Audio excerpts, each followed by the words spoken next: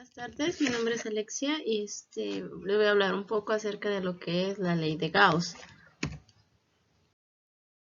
La ley de Gauss es parte de la fuerza electrostática que existe entre cargas. Exhibe un comportamiento cuadrático inverso a pesar de que se trata de una consecuencia de la ley de Coulomb. La ley de Gauss es más útil para calcular los campos eléctricos de distribuciones de carga muy simétricas y permite hacer razonamientos cualitativos a tratar con problemas complicados. Se puede tomar como una forma de contabilizar el número de líneas de campo magnético que atraviesan un área determinada.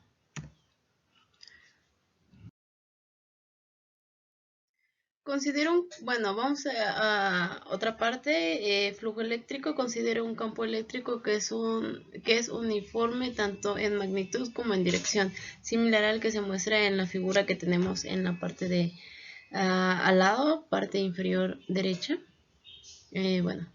Las líneas de campo penetran una superficie rectangular de área, que se representa con A, cuyo plano tiene una orientación perpendicular al campo. El número de líneas por unidad de área, o sea, la densidad de las líneas, es proporcional a la magnitud del campo eléctrico. Por lo tanto, el total de líneas que penetran en la superficie es proporcional al producto, o sea, campo eléctrico por el área. A este producto de la magnitud del campo eléctrico y de la área superficial perpendicular al campo se le conoce como flujo eléctrico, que sería una phi mayúscula, y tenemos aquí cómo se escribe. Bueno, el flujo eléctrico es proporcional al número de las líneas de campo eléctrico que penetran una superficie, ¿vale?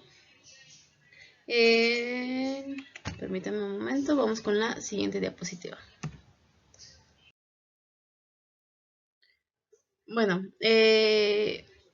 esto quiere decir que el flujo flujo eléctrico, va a ser lo que es el módulo de intensidad del campo, representado con una M, por el área de la superficie. Y aquí tenemos bien explicada, bueno, más grande lo que es la fórmula, ¿no? Porque hace rato no se veía. Así es como está representado la Y mayúscula igual a campo magnético, que es con una B por el área de la superficie. Ok, vamos a representar la B como la magnitud del campo magnético en teslas, que se representa con una T, A al área de la superficie, o sea, en metros cuadrados. El flujo magnético que mide en Tesla sería en metro cuadrado. A esta unidad se le denominará Weber.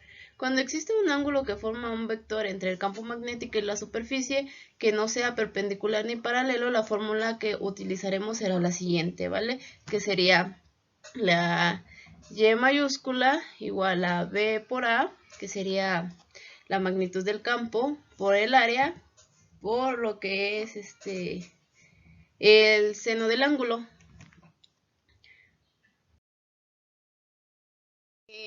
Vamos a ver algo. Cuando la superficie sea perpendicular al campo magnético, es decir, que cuando el flujo sea máximo, será representado únicamente con el flujo magnético es igual al campo magnético por el área, pero cuando la superficie no sea perpendicular, el campo magnético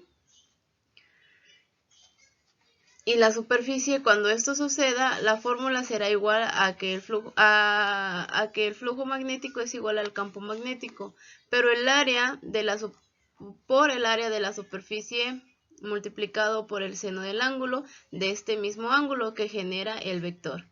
Ahora debemos conocer que existen tres situaciones de cómo puede presentarse el flujo magnético. Una de ellas es cuando el flujo es máximo, y esto sucede cuando todas las líneas del campo atraviesan la superficie. Esto pasa cuando la superficie es perpendicular al campo magnético, pues se crea un ángulo de 90 y esto hace que el seno de 90 sea igual a 1 y esto ya no tiene que agregarse a la fórmula. Otra situación es el flujo nulo. El flujo nulo, esto pasa cuando no hay líneas de campo que atraviesan la superficie, y esto quiere decir que la superficie es paralela al campo magnético. Esto quiere decir que el ángulo va a ser igual a 0 y el seno se vuelve a 0. El flujo se vuelve 0, ¿vale? La tercera situación es el flujo magnético. Ok, este tercer caso es cuando no ocurre ni uno de los uno de los otros dos casos anteriores. Existe el ángulo del cual tiene un valor que no es ni 0 ni 90. En este caso se aplicará la fórmula que estamos viendo. El flujo magnético es igual al campo magnético por el área por el seno del ángulo. Ahora vamos a ver unos ejercicios y cada uno con los tres casos diferentes, ¿vale? Bueno, uno para cada caso. Ok, empezamos el primer ejercicio. Dice la pregunta: ¿cuál es el flujo magnético generado por una intensidad de 0.05 Tesla que atraviesa una superficie de 2.5 por 10 a la menos 4 metros cuadrados y forma un ángulo de 20 grados con la diferencia de campo? Vamos a empezar a anotar lo que son los datos. Entonces tenemos que los datos, voy a poner una D. Tenemos que son 2 puntos. Bueno, el área. Vamos a ponerle aquí área. El área. Perdón. El área va a ser igual a 2.5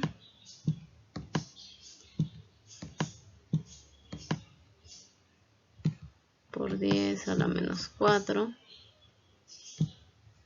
metros cuadrados. Tenemos un ángulo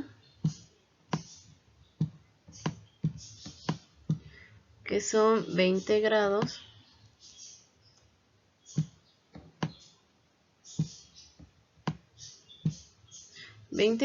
Y tenemos que se van a ocupar 0.05 teslas.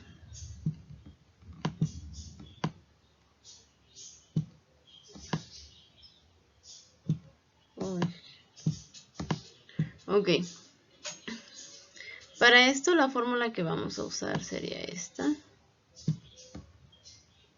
No me sale la G. Bueno, sí, la G de OP.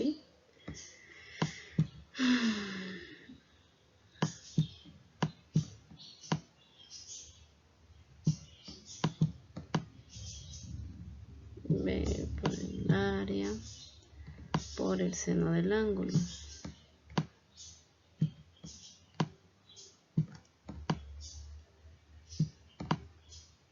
Por el seno del ángulo, ok. Y sustituyendo nos queda que va a ser igual el B 0.05 Tesla por el área, que son 2.5 por 10 a la menos 4 metros cuadrados por el seno de 20, ¿vale?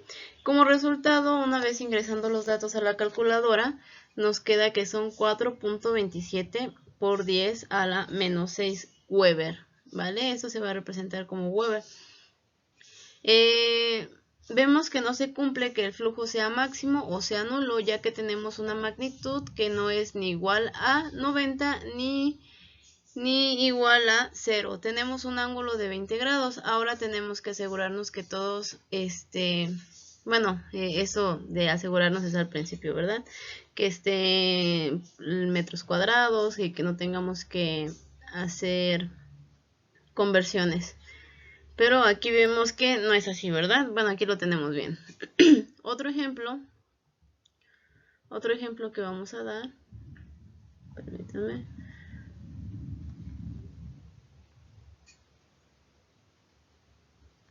Vamos a borrar todo esto.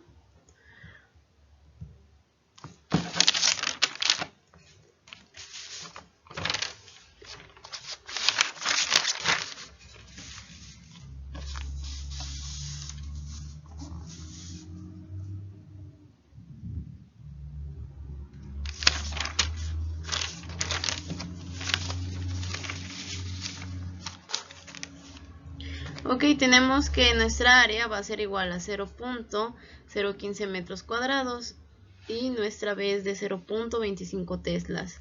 Ok, aquí la fórmula a utilizar es el phi. va a ser igual a la B que quedamos que era B.